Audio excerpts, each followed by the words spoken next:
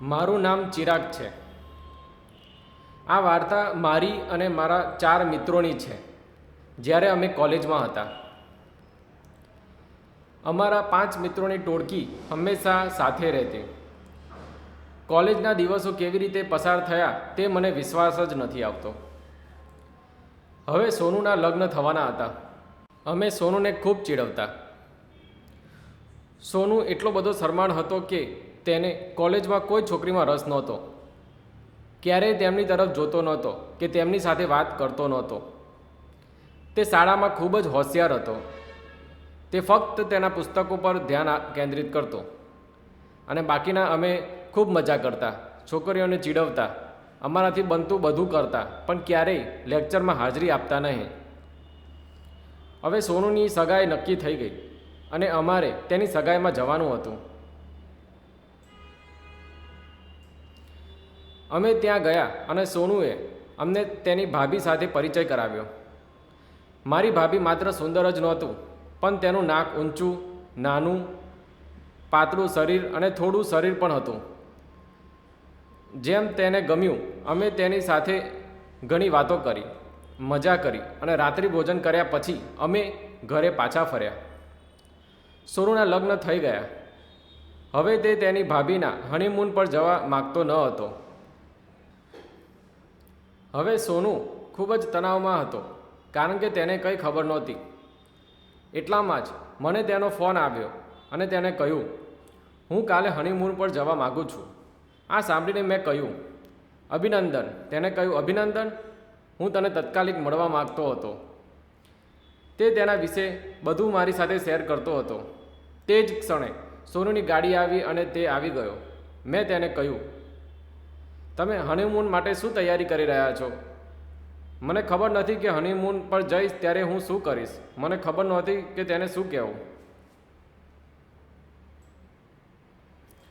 હું પહેલાં ક્યારેય કોઈ છોકરીની નજીક નહોતો ગયો. મેં તેને કહ્યું, હું તમને શું કહી શકું? તેણે કહ્યું, સૌ પ્રથમ તમે શું કરી રહ્યા છો? જો તમે મને નહીં કહો તો કોણ કહેશે? કૃપા કરીને હવે મને મદદ કરો. પછી મેં તેને કેટલાક પોર્ન વિડીયો બતાવ્યા. હું તેને કેટલીક વસ્તુઓ બતાવું અને સમજાવું છું. મને લાગે છે કે તે ક્ષણે તે ઘણું સમજી ગયો હતો અને આ બધું સાંભળ્યા પછી તે મને વિદાય આપીને ચાલ્યો ગયો. તે કહે છે કે હું તેને બીજા દિવસે એરપોર્ટ પર છોડી દઈશ. આભાર યાર, તું મારો સૌથી નજીકનો મિત્ર છે. અને હવે સોનુના લગ્નને 4 વર્ષ પૂર્ણ થઈ રહ્યા હતા. તે પોતાના લગ્ન જીવનમાં વ્યસ્ત હોવાથી મારો તેની સાથે વધુ સંપર્ક નહોતો. અને પછી મારા જીવનમાં એક દિવસ મને સોનુના પિતાનો ફોન આવે છે અને તેમને મને તેમના ઘરે જમવાનું આમંત્રણ આપ્યું. હું તેમને ના કહું છું, પણ તેઓ મને ખૂબ દબાણ કરે છે, તેથી મારે હા પાડવી પડે છે. હું સાંજે સોનુના ઘરે પહોંચતા પહેલાં તૈયાર થઈ જાઉં છું. હું તેની માતા, પિતા, ભાભી અને બધા જ છું. જ્યારે હું જાઉં છું ત્યારે સોનુ પણ મને જોઈને ખૂબ ખુશ થઈ જાય છે.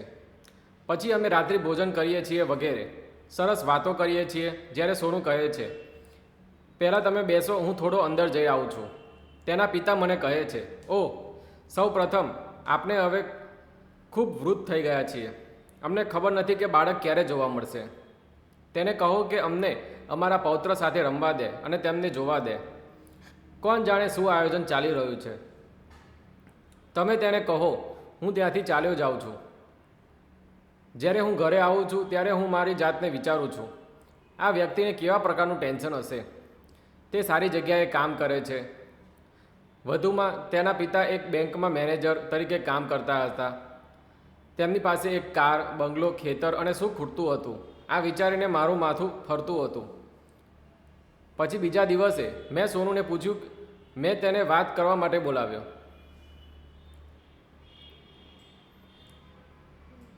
તેના વર્તનથી હું થોડો મૂંઝાયો. પછી મને સાંજે સોનુનો ફોન આવે છે અને તે કહે છે, પહેલાં હું તમારી સાથે થોડી વાત કરવા માગું છું. મેં કહ્યું, મારી સાથે વાત કરો. તેણે કહ્યું, ઓહ, મોબાઈલ પર નહીં, ચાલો મળીએ અને વાત કરીએ. મેં કહ્યું, ઠીક છે, મારા રૂમમાં આવો. પછી તે 1 કલાકમાં આવે છે. પછી અમે ઘરથી થોડે આગળ જઈએ છીએ અને એક શાંત જગ્યાએ રોકાઈએ છીએ. પછી મેં તેને પૂછ્યું કે શું થયું, અને તેણે કહ્યું, ઓહ, સૌ પ્રથમ અમારા લગ્નને 4 વર્ષ થઈ ગયા છે, પણ અમને હજુ સુધી બાળક થયું નથી. અમે બધું જ અજમાવી જોયું છે. હું ખૂબ ચિંતિત છું. મને ખબર નથી કે શું કરવું. તેના શબ્દો સાંભળીને હું પણ ખૂબ જ અસ્વસ્થ થઈ ગયો. મને પણ ખબર નહોતી કે તેને શું કહેવું. તેથી મેં તેને કહ્યું, રાહ જુઓ, મારો એક મિત્ર છે અને હું તેને પૂછું છું કે આવું કેમ થઈ રહ્યું છે. તે તરત જ રિપોર્ટ લઈને આવે છે અને મને આપે છે. ડૉક્ટર કહે છે કે ત્યારથી તેમનો યોગ્ય સંબંધ નથી રહ્યો, તો બાળક કેવી રીતે થશે? પછી મને સમજાયું. મેં તેને આખું સત્ય કહી દીધું. તે બોલ્યો. તેણે મારી સાથે સેક્સ કરવા માટે વિવિધ પ્રકારની પોઝિશન અજમાવી, પણ કોઈ ફાયદો થયો નહીં. 2 મહિના આમ જ વીતી ગયા અને હવે તે મને બધું કહેવા લાગ્યો, અને હવે હું તેના પર ગુસ્સે થવા લાગ્યો અને મને તેના પર ખૂબ ગુસ્સો આવવા લાગ્યો. મેં તેને પૂછ્યું, આ શું છે? તે જ ક્ષણે સોનું કહે છે, હું તમારી પાસે આવું છું, હું તમને મળવા માગું છું. હું કહું છું, ઠીક છે, આવો. પછી તે આવે છે અને તે આવું કંઈક કહે છે. તેણે આવું કહેતા સાંભળીને હું ચોંકી ગયો. મેં તેને કહ્યું, ઓહ, તું શું કહી રહ્યો છે સોનું? પછી તેણે મને કહ્યું, તારે આ કરવું પડશે. મારો મતલબ, તે મારા કહેવા પ્રત્યે ખરેખર ગંભીર હતો. તે મને તેની ભાભી સાથે સૂવાનું કહી રહ્યો હતો, પણ મેં તેને ના પાડી દીધી. મેં તેને કહ્યું, અરે સોનું, મેં ક્યારેય મારી ભાભી તરફ આવી નજરે જોયું નથી. તે મને વિનંતી કરવા લાગ્યો અને ધમકી આપવા લાગ્યો કે જો હું એની વાત ન સાંભળું તો તે તેનો જીવ લઈ લેશે. મારે તને બાળકનું સુખ આપવું પડશે. હું ખૂબ જ મૂંઝવણમાં હતો. મને કંઈ સમજાયું નહીં. પછી મેં તેને કહ્યું, ઠીક છે, હું આ કરીશ, પણ શું તમે વિચાર્યું છે કે મારી ભાભી કેવી રીતે હા પાડશે? શું? તેને કહ્યું, હું તેને સમજાવીશ. તેથી તે ચાલ્યો ગયો. પછી મને 2 કલાક પછી તેનો ફોન આવ્યો અને તેણે કહ્યું કે તેને તેની મંજૂરી આપી દીધી છે. મારા માતા પિતા કાલે ગામ જઈ રહ્યા છે. તું કાલે બપોરે 3 વાગે આવી જા, હું ઘરે રહીશ. મેં તેને કહ્યું, તું ઘરે ના રહીશ. તેના માટે સોનુએ કહ્યું, ઠીક છે, જ્યારે તમે ઈચ્છાઓ ત્યારે તમે મને ફોન કરીશ, જેથી કોઈને શંકા જ ન થાય. અમારી વચ્ચે બધું જ આવું ચાલી રહ્યું હતું. પછી યોજના મુજબ મને સોનુનો ફોન આવે છે. તે કહે છે કે મમ્મી પપ્પા ગયા છે, તમે હમણાં આવો. અને સોનું અમને તાળું મારીને ચાલ્યા ગયા. હું હોલમાં જાઉં છું અને મારી ભાભીને બોલાવું છું. બસ પછી તેઓ પાણી લઈને આવે છે.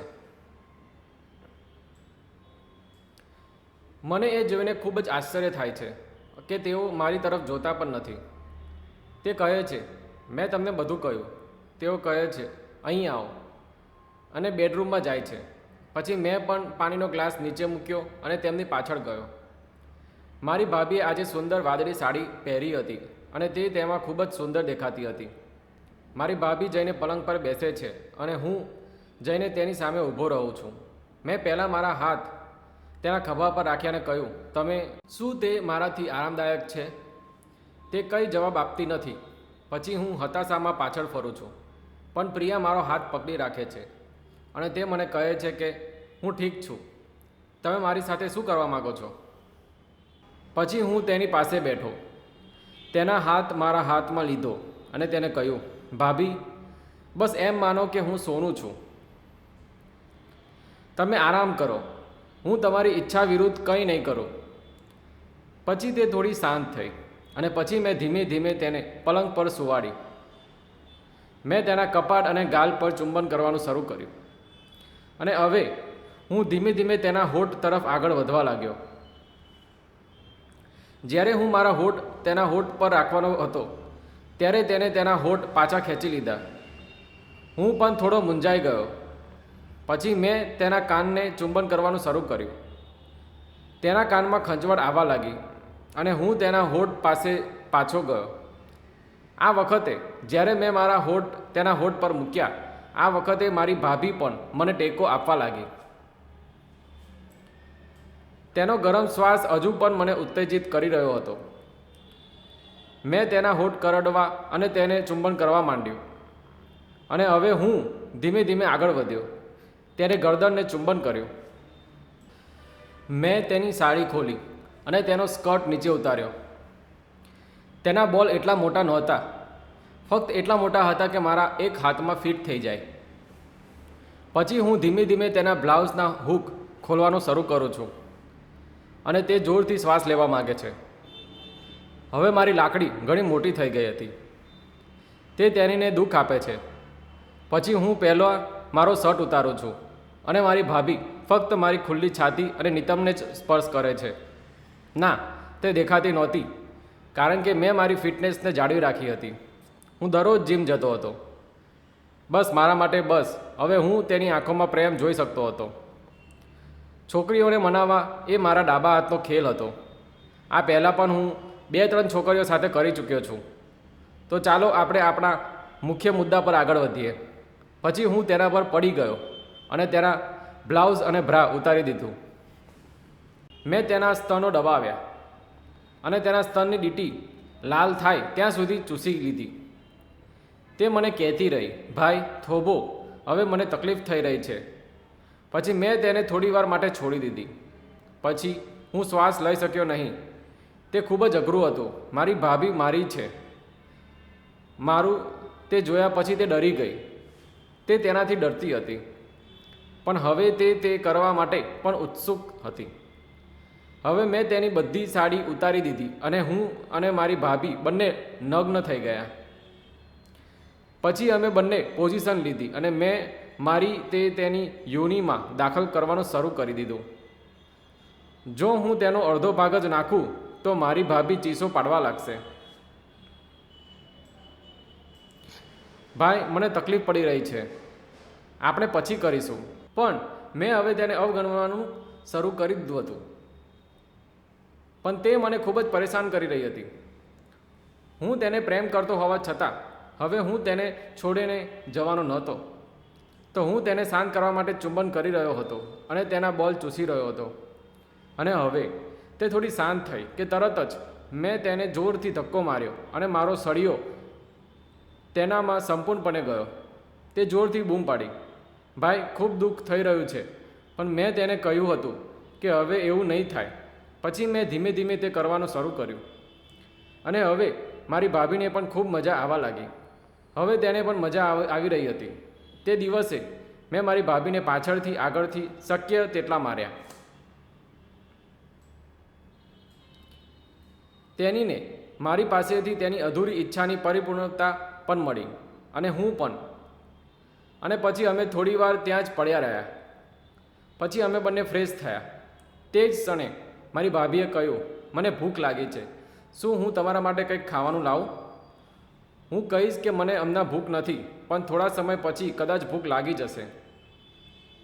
પણ તે આટલું કહેતી વખતે એક મીઠી સ્મિત આપીએ છે. અને પછી મેં તેને પૂછ્યું કે શું સોનુએ ક્યારેય તારી સાથે આવું કર્યું હતું?